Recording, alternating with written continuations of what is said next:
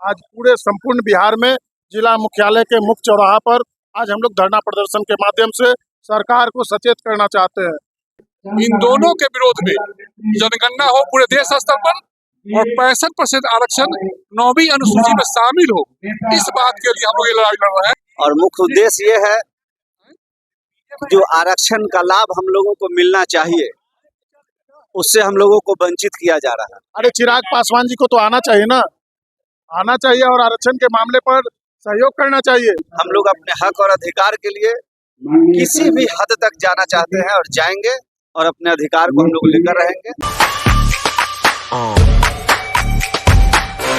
नमस्कार, आप देख रहे हैं सच्चाई बिहार। मैं आपके साथ रवि कुमार और अभी हम पहुंच चुके हैं वैशाली जिले के हाजीपुर रामसिंह चौक के पास, जहाँ पे लोकसभा तक नेता प्रतिपक्ष तेजस्वी यादव के आह्वान पर एक दिवसीय राजद का महाधरना का आयोजन किया गया है, जहाँ पे राजद के कद्दावर नेता इस धरने में शामिल हुए हैं।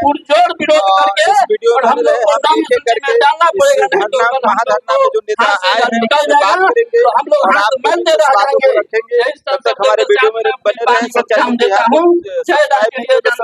वीडियो को लाइक करें, दोस्तों में शेयर करें और कमेंट कर अपना राय रखें। आरक्षण के साथ भेदभाव करने की नियत से जो लोग सर्वोच्च न्यायालय जाने का काम किया, आज उसी को लेकर हम लोग जो है अपनी आरक्षण के धारा को जो 65% किया गया था उसको बरकरार रखने एवं जातीय गणना जो पूरे देश स्तर पर हो, उसके लिए हम लोग आज पूरे संपूर्ण बिहार में जिला मुख्यालय के मुख्य चौराहा पर आज हम लोग धरना प्रदर्शन के माध्यम से सरकार को सचेत करना चाहते हैं कि जो हमारा अधिकार है, जो हमारी आबादी है, उसके हिसाब से हमको हमारा अधिकार मिलेगा या नहीं मिलेगा, उसको लेकर हम अपने हक और अधिकार के लिए आज हम लोग सड़क पर आंदोलन कर रहे हैं। देखिए कौन लोग गए हैं सुप्रीम कोर्ट?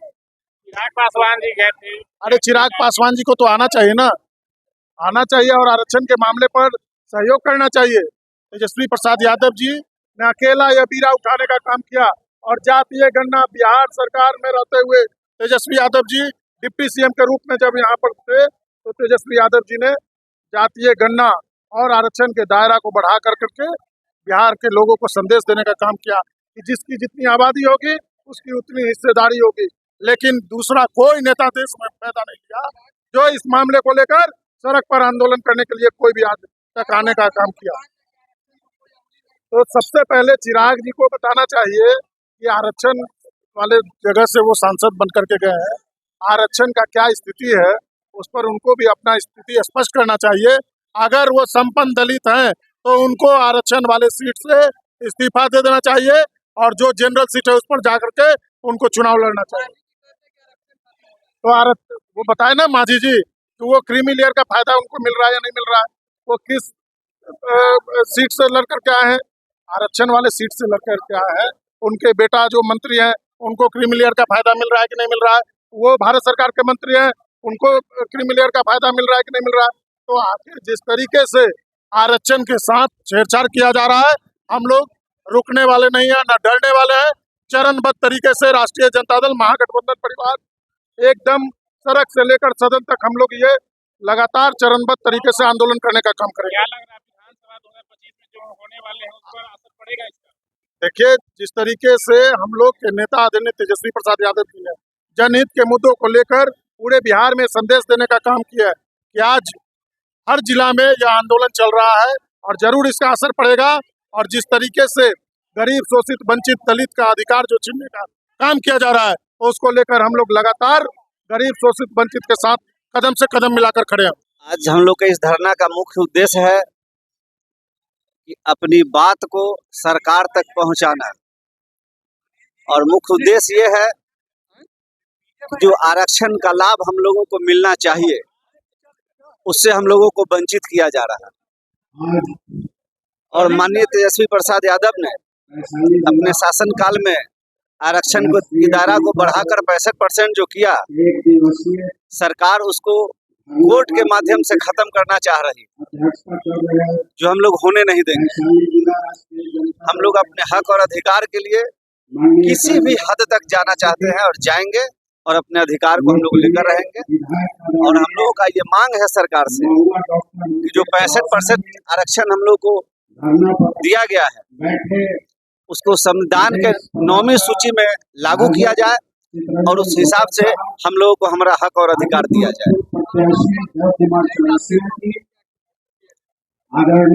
नहीं डालेंगे तो आंदोलन यहीं खत्म नहीं होगा। वो जिस रूप में मानेंगे हम लोग भी उस रूप में उनको मनाने के लिए तैयार है।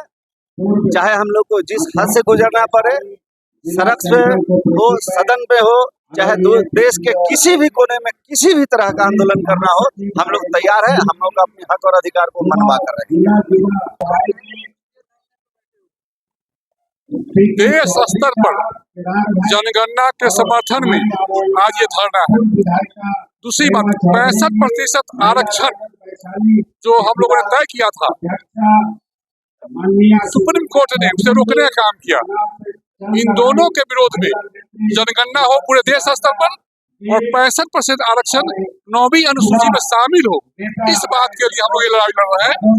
जगदेव प्रसाद अम्बेडकर, लोहिया कर्पूरी ठाकुर ने जिस लड़ाई को लड़ने का काम किया, आज माननीय लालू प्रसाद यादव और तेजस्वी यादव इस लड़ाई को लड़ रहे हैं और पूरे बिहार की जनता उनके साथ में लड़ाई लड़ रही है। जगदेव ने कहा था 100 में 90 शोषित है, 90 भाग हमारा है। धन, धरती और राजपाट में 90 भाग हमारा है। और जनगणना के माध्यम से हम ये कहना चाहते हैं कि जिसकी जितनी आबादी उसको मिले उतनी हिस्सेदारी। आज 85% लोगों को 27% में सीमित कर दिया गया है, जबकि 85% को 65% मिलना चाहिए। और जिनकी जनसंख्या 10% है, 15% है, उनको 10% आरक्षण दिया गया है। ये देश में बहुत बड़ा साजिश चल रहा है कि वंचितों को, अकलियतों को, पिछड़ों को उसके हिस्सेदारी से वंचित किया जाए। आज इसी बात को लड़ाई करने के लिए हम लोग धरना में बैठे हैं। और जब तक ये आरक्षण लागू नहीं होता है, 65% आरक्षण 9वीं अनुसूची में शामिल नहीं होता है, अब पूरे देश में जनगणना नहीं होता है, ये हमारा लड़ाई चलते रहेगा। तेजस्वी जी के नेतृत्व में, माननीय लालू प्रसाद के नेतृत्व में हम लोग आज अहिंसक रूप से बैठे हैं। धरना पर महात्मा गांधी, जयप्रकाश, लोहिया का जो सिद्धांत था, अहिंसक ढंग से हम लोग धरना के माध्यम से मांग कर रहे हैं। कल आवश्यकता हुई हम लोग सड़क पर उतरने का काम करेंगे।